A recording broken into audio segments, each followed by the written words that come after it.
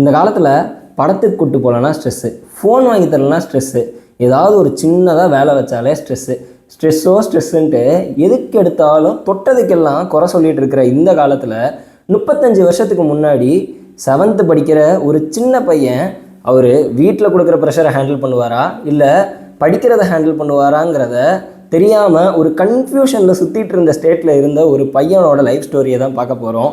Hi, நான் Rotaractor JC Monish from பொக்கிஷம் gift store. So இன்றைக்கி நம்ம பார்க்க போகிறது ரேக்ஸ் டு ரிச்சஸ்.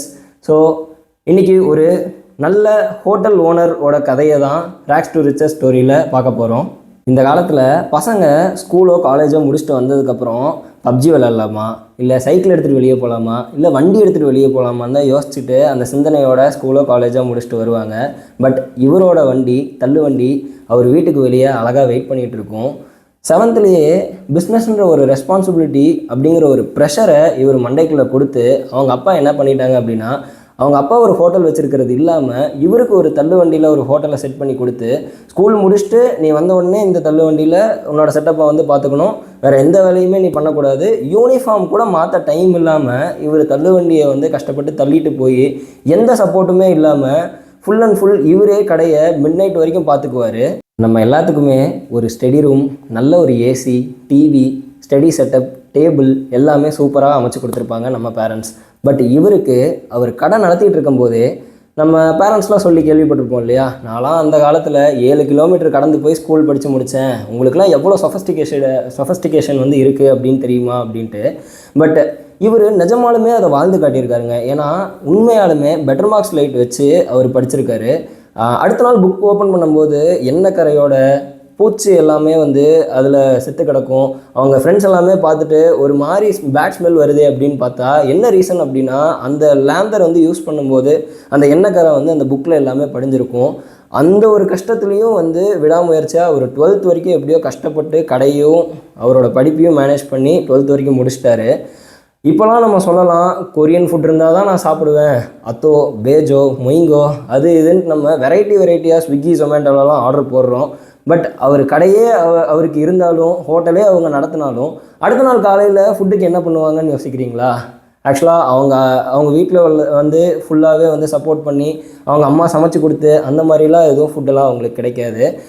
நைட்டே வந்து பார்த்திங்கன்னா புரோட்டா எல்லாமே அவங்க ஹோட்டலில் மீதி ஆகிறத ஃபுல்லாகவே ஒரு பாக்ஸில் கட்டி தண்ணி தெளித்து வச்சுருவாங்க.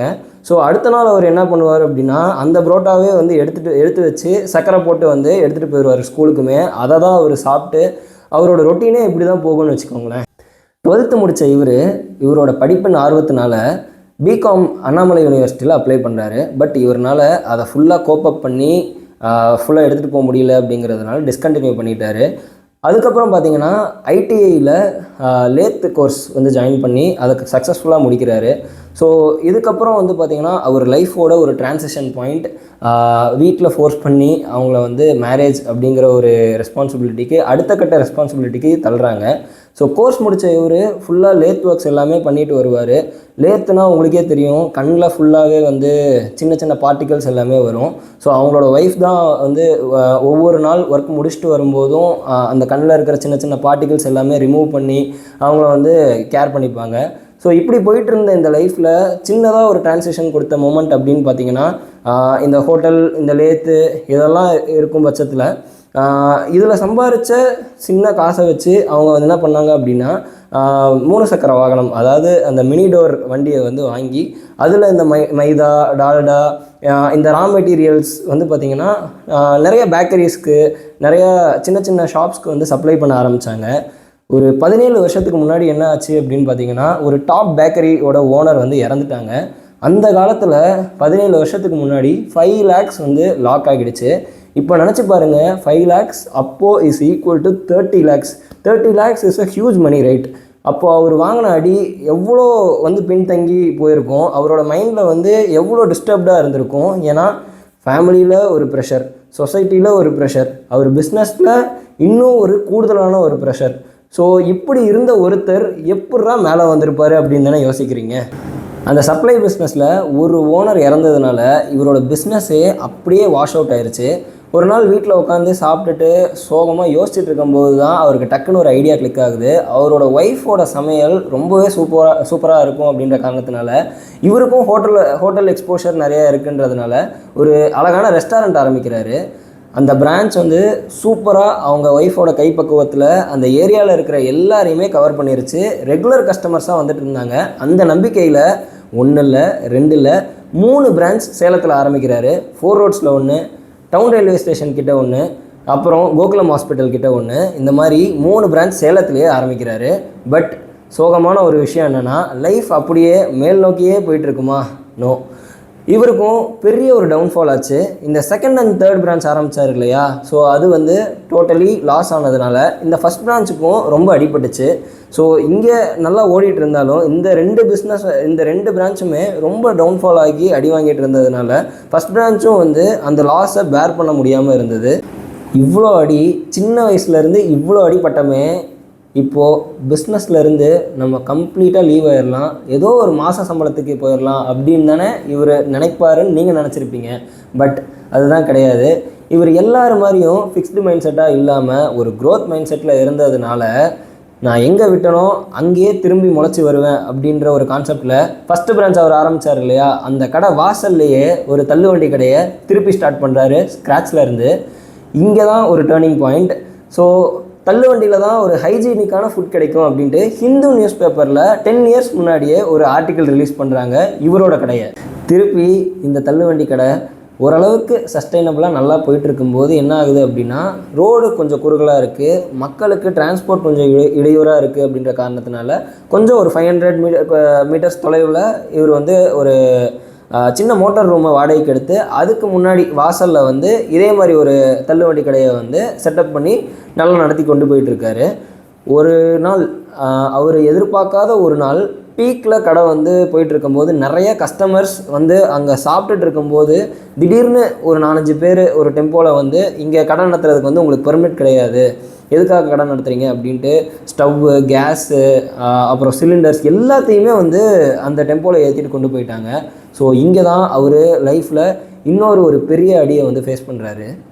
பட் இப்போது நீங்கள் நினச்சி கூட பார்த்துருக்க மாட்டீங்க, ஃபாஸ்ட் ஃபார்வர்ட் டு 10 இயர்ஸ் இங்கே indoor dining, outdoor dining, AC டைனிங்ட்டு ரெஸ்டாரண்ட்டோட கம்ப்ளீட் ஃபீலை நம்ம ஸ்ரீ சாய் ரேவதி மெஸ் கொண்டு வந்திருக்காங்க. இப்போ ரெஸ்டாரண்ட்டோட நிற்கிதா அப்படின்னு பார்த்தா அதுதான் இல்லை. லைவ் கவுண்டர், அதாவது டிஎன்பிஎல் இருக்கு இல்லையா, அந்த பிளேயர்ஸோட சக்ஸஸ் பார்ட்டிக்காக லைவ் கவுண்டர்ஸ் செட் பண்ணுற அளவுக்கு அவங்களோட ஸ்டாண்டர்ட்ஸ் வந்து இப்போது ஹையாக போயிருக்கு. எந்த இடத்துல இவர் எல்லாராலையும் வீழ்த்தப்பட்டார், அவ்வளோதான் இவர் சாப்டர் க்ளோஸ் அப்படின்னு நினச்சோமோ, எந்த இடத்துல இவர் கடை பீக்காக நடந்துகிட்டு இருக்கும்போது உள்ளே பூந்து உங்களுக்கு பர்மிட் இல்லைன்னு எல்லா பொருளையும் எடுத்துகிட்டு போனாங்களோ, அதே இடத்துக்கு கொஞ்சம் பின்னாடி 1 இல்லை 2 இல்லை 3 மாடி கொண்ட ஒரு வீடை சூப்பராக வந்து வாங்கியிருக்காங்க. இப்போது இவ்வளோ நேரம் நான் உங்களுக்கு இன்ட்ரடக்ஷன் ஃபுல்லாக கொடுத்தது யாரை பற்றி அப்படின்னா, நம்ம ஸ்ரீ சாய் ரேவதி மெஸ்ஸோட ப்ரொப்ரியேட்டர் மிஸ்டர் பழனிசாமி அவர்களை பற்றி தான். இவர்கிட்ட நம்ம எடுத்துக்க வேண்டிய நிறைய டேக்அவேஸ் இருந்தாலும் அதில் சிலவற்றை இப்போ நம்ம பார்க்கலாம். So consistency is the key அப்படின்னு சொல்லுவாங்க. விடாமுயற்சி விஸ்வரூப வெற்றி அப்படிங்கிறதுக்கு நல்ல ஒரு எக்ஸாம்பிள் மிஸ்டர் பழனிசாமி அப்படின்னு சொல்லலாம். சின்ன வயசுலேருந்தே இவரோட மனசில் இருக்கிற ஒரு எண்ணம் என்னென்னா, நம்ம ஒருத்தருக்கு கீழே எப்பயுமே வேலை செஞ்சுட்டு இருக்க முடியாது, நம்ம ஒரு 100 பேர்த்துக்கு வேலை கொடுக்கணும் அப்படின்ற ஒரு நோக்கத்தில் இப்போது கரண்ட்டாக ரேவதி மெஸ்ஸில் 40 பேர் எம்ப்ளாய் பண்ணியிருக்காரு. இன்னொரு நல்ல விஷயம் இவர்கிட்ட கற்றுக்க வேண்டியது என்ன அப்படின்னா, ஸ்டாஃப்ஸாக பார்க்காம ஒரு ஃபேமிலியாக இவர் பார்க்குறாரு. சில எக்ஸாம்பிள் சொல்லட்டுமா? இவர் எக்ஸாம்பிளுக்கு இப்போது பக்கத்தில் இருக்கிற ஒரு பிளேஸ்க்கு ஒரு ட்ரிப் மாதிரி அரேஞ்ச் பண்ணி கூட்டிகிட்டு போகிறாரு.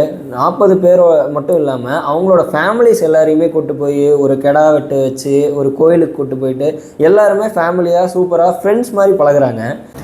அவங்க ஒர்க் பண்ணுற ஃபேமிலியோட வீட்டு சிச்சுவேஷன் சரியில்லாத காலத்தில் அவங்களோட பையனுக்கு ஃபீஸ் கூட கட்ட முடியாத ஒரு நேரத்தில் இவர்கிட்ட ஜஸ்ட்டு ஷேர் பண்ணிகிட்டு இருக்கும்போது அவங்க பையனோட பேர் என்ன, ஸ்கூல் என்ன, அவரோட ஸ்டாண்டர்ட் என்னன்னு மட்டும்தான் கேட்டிருக்காரு. அடுத்த நாள் வந்து பார்த்திங்கன்னா இவருக்கு ஒரு இன்ஃபர்மேஷன் வருது, இந்த பையனோட அப்பாவுக்கு இந்த மாதிரி ஃபீஸ் கட்டிட்டாங்க அப்படின்ட்டு. இது வரைக்குமே அவருக்கு தெரியாது இந்த ஃபீஸை வந்து அவர் தான் அவங்களோட ஓனர் தான் கட்டியிருக்காரு அப்படின்றத. ஸோ இந்த மாதிரி கண்ணுக்கு தெரிஞ்சு தெரியாமன்ட்டு நிறைய ஹெல்ப்ஸ் வந்து பண்ணியிருக்காரு. இதுதாங்க ஒரு பிஸ்னஸ்மேன், ஒரு ஆண்டர்ப்ரனரோட ஒரு குவாலிட்டி அப்படிங்கிறது. ஸோ நம்ம செல்ஃபிஷாக நம்மளோட ஃபேமிலி எனக்கு அப்படிங்கிறது மட்டும் இல்லாமல் நம்மளை சுற்றி இருக்கிறவங்க, நமக்கு ஹெல்ப் பண்ணுறவங்க, நமக்கு சோறு போடுறவங்க அப்படின்ட்டு அவங்களையுமே வந்து ஈக்குவலாக நம்ம ட்ரீட் பண்ணால் தான் நம்மளோட பிஸ்னஸ் மல்டிஃபோல்ட் க்ரோ ஆகும் அப்படிங்கிறதுக்கு ஒரு நல்ல எக்ஸாம்பிள் இவர். நம்ம என்னங்க Meta ads, Insta ads, WhatsApp campaigning அப்படின்லாம் மார்க்கெட்டிங் பண்ணிகிட்ருக்கோம். இவரோட மார்க்கெட்டிங் ஸ்ட்ராட்டஜி கொஞ்சம் டிஃப்ரெண்ட்டானது.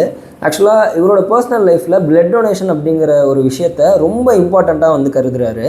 இவர் 40+ டைம்ஸ் வந்து பிளட் டொனேட் பண்ணியிருக்காரு. இந்த விஷயத்தை மக்கள் இடையில் கொண்டு போய் சேர்க்கணும், மக்கள் வந்து நிறைய பேர் பிளட் டொனேட் பண்ணணும் அப்படின்ற ஒரு நோக்கத்தில் இன்றைக்கி நீங்கள் பிளட் டொனேட் பண்ணிவிட்டு அந்த ப்ரூஃபை எடுத்துகிட்டு போய் நம்ம ரேவதி மெஸ்ஸில் காமிச்சிங்க அப்படின்னா 50% நீங்கள் என்ன சாப்பிட்டாலும் ஃப்ளாட் ஆஃபர் வந்து கொடுக்குறாங்க. இந்த உலகமே உன்னை எதிர்த்தாலும், நீ தோத்துட்டேன்னு சொன்னாலும், நீயா நம்புகிற வரைக்கும் நீ தோக்க மாட்ட அப்படிங்கிறத நம்ம கேள்விப்பட்டிருப்போம். எத்தனை தடவை விழுந்தாலும் திருப்பி நான் எழுந்து வருவேன், அதே இடத்துல நான் சாதிச்சு காட்டுவேன் அப்படிங்கிறதுக்கு நல்ல ஒரு எக்ஸாம்பிளாக இருந்திருக்காரு நம்ம மிஸ்டர் பழனிசாமி அவர்கள். ஸோ இதுதான் இவரோட short introduction about Shri Sai Revathi mess. Thank you.